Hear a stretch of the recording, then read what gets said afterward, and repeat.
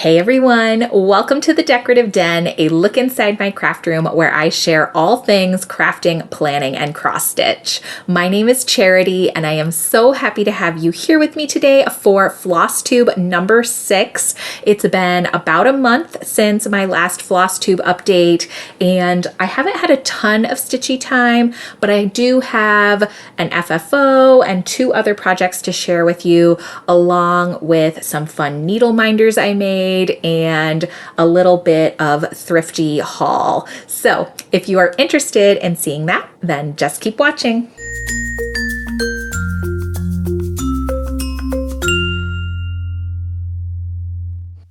All right, so before we dive into my FFO, I just want to say sorry for the Band-Aid. I was doing some yard work and I have a nasty blister and it's not pleasant to look at, and so I figured it would be best to cover it for this.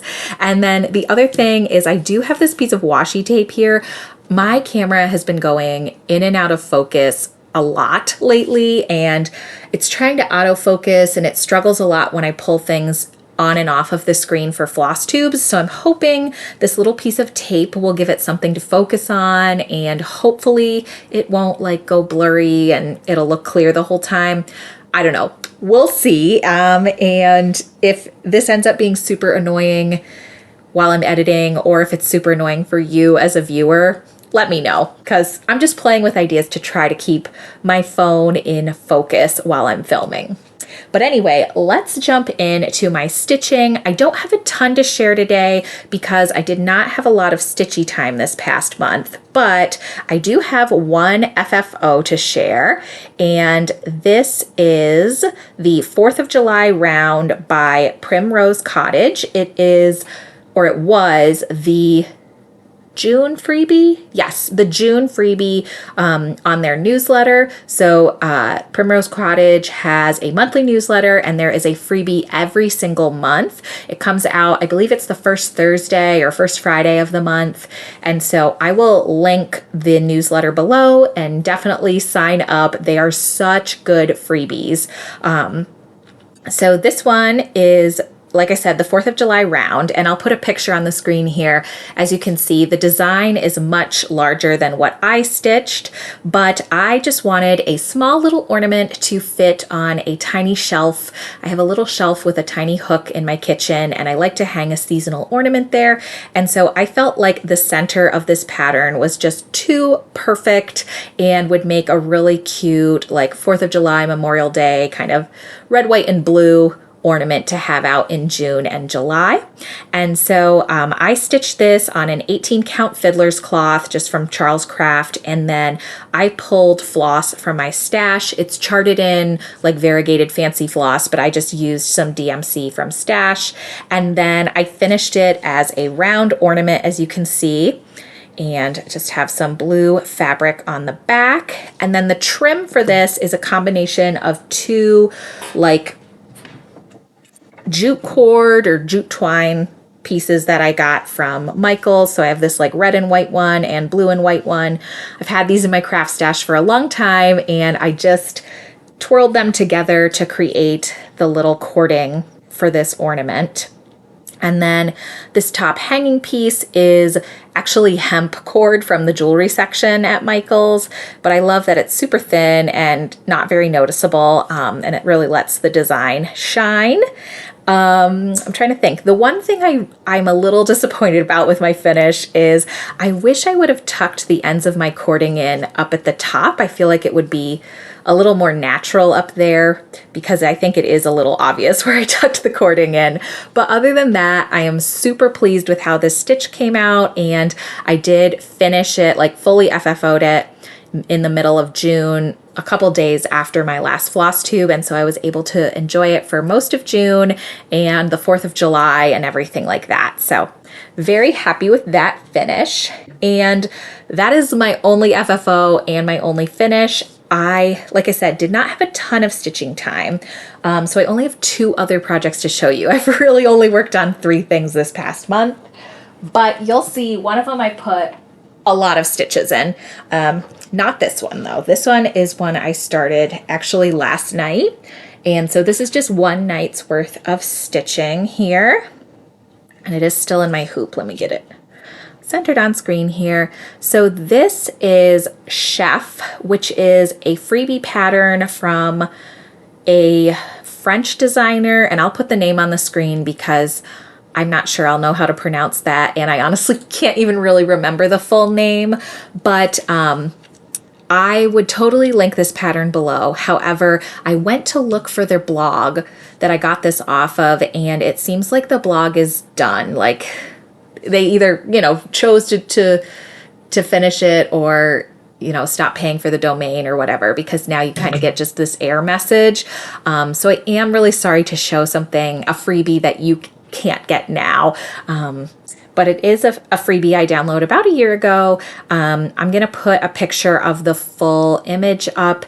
It is just a chart, so I'll have to distort it slightly. I hope it's okay, and you can still get the idea of it. But it's this sweet little like woman in a chef's hat, and there's some sweet treats around her, and I thought it was just the sweetest ornament.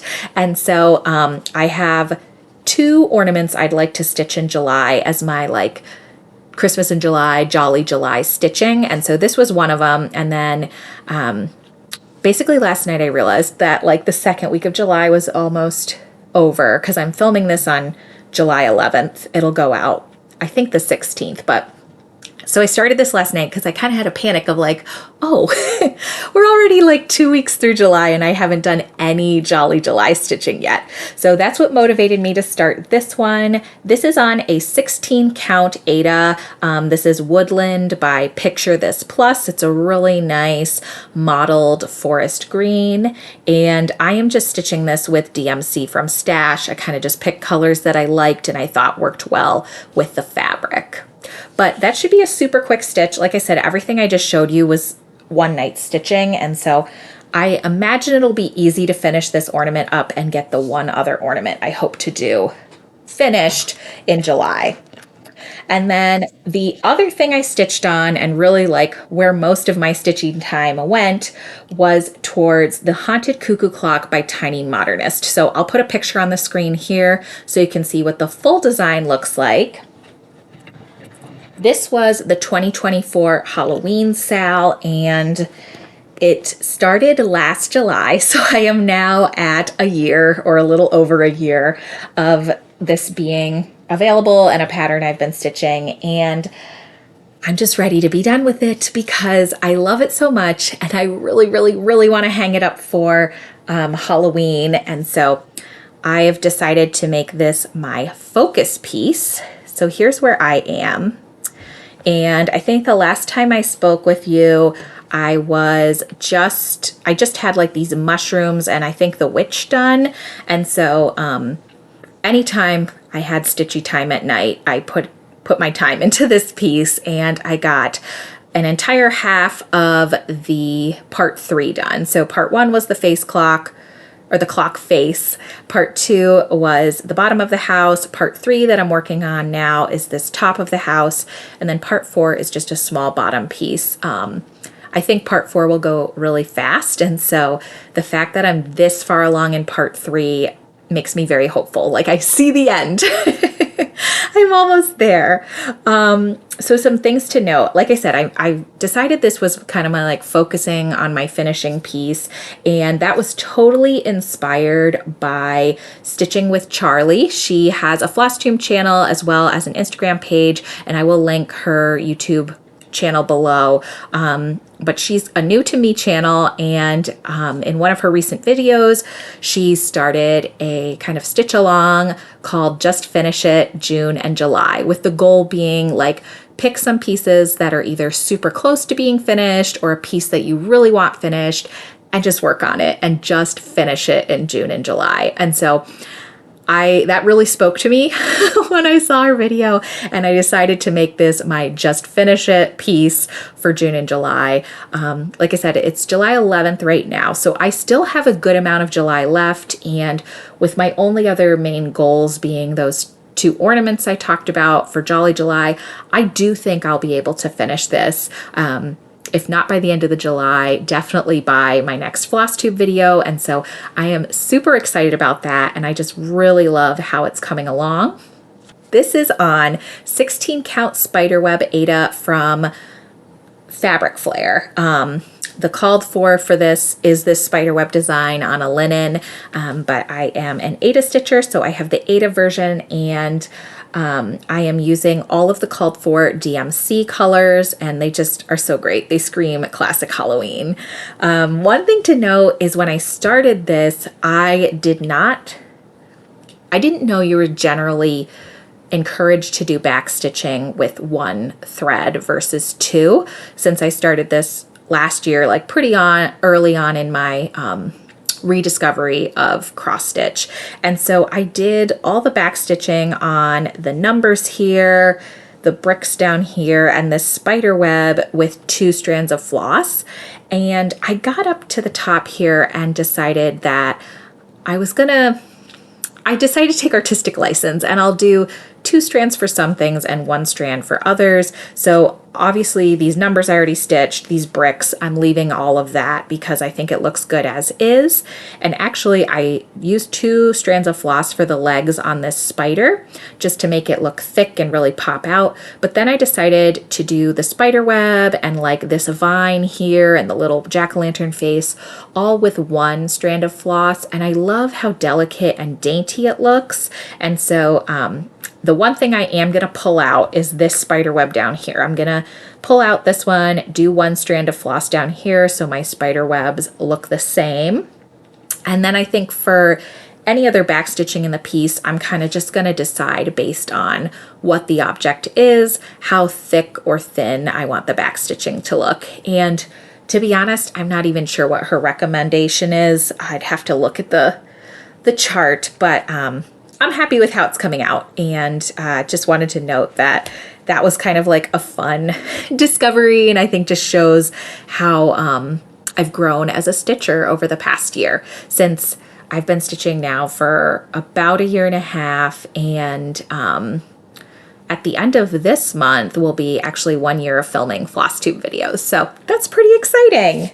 But yeah, that is the main thing I put all my effort into, and my main plan is to finish that stitch up. So that's all my stitching, which means this seems like a really short floss tube, but because I don't have a lot of stitching to share, I thought it would be fun to share a few other things. So aside from actually stitching, I've been doing a lot of other random craft projects, a lot of paper crafting. I've just been really back into that. And then the other thing I've been up to is I've made my own needle minders. And so here is the set of needle minders that I made. So I used the tutorial put out by Cross Stitch the Globe. I'll link the video below. They have 2 different videos. One is for very simple needle minders that already have flat backs, which is basically what I did. And then they have a more involved tutorial where they show you how to take things like pins and things with backing that you need to like file off.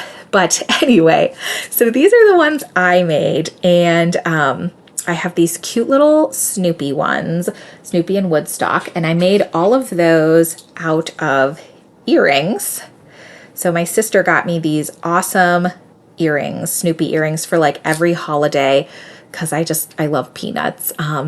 But I have a torn piercing, like my left earlobe piercing is torn, and so I can't really wear large earrings anymore. Even light ones, like these wooden ones, are super light, but they still were bothering my ear too much every time I wore them.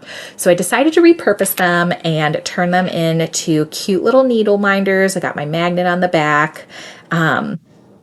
And they work great. And I actually love them, I think, even more as needle minders because when they're on a project, I get to look at them even more than if I was wearing them as earrings. So I really love that set. And then the other things I used are all buttons. So I made some with just, your regular round buttons. And then I made another set with some decorative buttons. So the star, owl, jack-o'-lantern, Santa hat, and the sugar bowl are all... What's the name of these buttons? Well, they're this decorative style of button that has essentially like a little loop in the back. And it's just made of plastic. And so even though they weren't flat backed, it was easy to just take an X-Acto knife and cut off that little loop of plastic. And again, then just glue on my magnet. And these are super light, super cute little needle minders. And I'm just tickled with how they turned out. I think it was so easy and definitely plan on making more. I already have like a little basket of anytime I find something cute and small, like a button, a pin, any little trinket in my craft room that I'm like, that would be a cute needle minder. I throw it in that basket. So definitely expect to see more of these in the future. But that's kind of the other stitching related craft I've been up to. Now, aside from that, I do have like kind of a haul.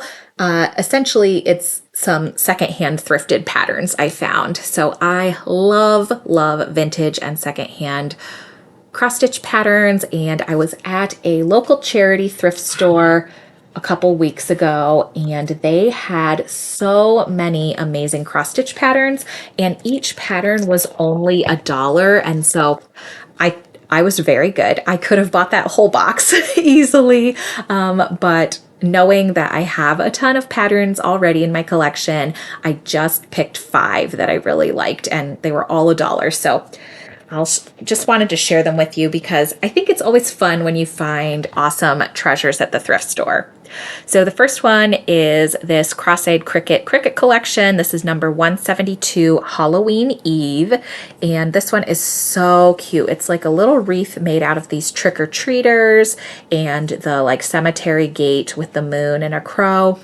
This is actually a pattern that I've had, I liked on eBay, and I've been watching a couple listings of it because it was one I wanted to add to my collection, but I was so thrilled when I saw it at the thrift store for just $1, because I mean, $1 with no shipping is like the best deal you can get versus, how much you have to pay on eBay. So it has it has this cute main pattern, and then there's this little mitten with some squirrels on it as your like secondary pattern. So that is super cute. They also had this, which is, oh, and I guess I should have said the year on those in case people care. Let me look. I'm always interested of the year of different patterns. So this is 1998 for this one. Then I got, this is a Homespun Elegance pattern. This is called Scenes of Autumn. The word autumn, this beautiful like weeping tree, and then some pumpkins, cats, crows, lovely fall imagery. And this one is from 2007. Again, super cute.